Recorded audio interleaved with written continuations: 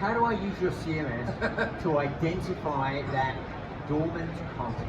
Yeah, well, so I think it's a great question, and I think the first point around the users is you don't know what you don't know, right? So it might be that there was a new film came out and it was apes versus monsters and it was the most popular thing in February, but we're now 6 months beyond that, all the users have changed over, they haven't seen it. So within the CMS, you're trying to identify content that has a really low play rate, even though that was maybe had a high play rate at the time that it was originally launched, and what that publish window is.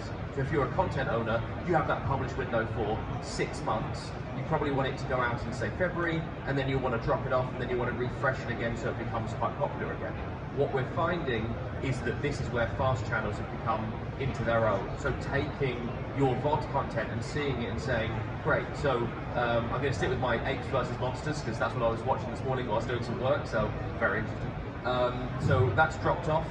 It's no longer available within that publishing window for VOD, but why not include it in a linear service? So I've got all of my different movies that haven't been as popular. I'm going to put them on in March, and I'm going to just play that out as a lean back experience.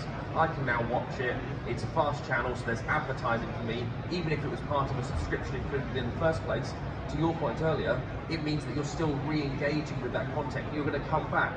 Maybe your fast channel only has one episode of House of Dragon, but because I've now seen that one episode on the linear fast channel, I'm back and I've re-engaged and I'm going to subscribe so I can see it as part of a normal VOD offering. So it's finding the content that is outside of publishing windows, we tend to find, has a low play rate, but a high opportunity to be re-engaged with, either as part of a series or as a standalone. That's a wonderful point. If you have a title that was well known for a while, but now is not being watched so much, putting it in the channel, it will be recognized and draw people into that channel, whereas it's not really doing anything for you in your library. That's a great point. I love that.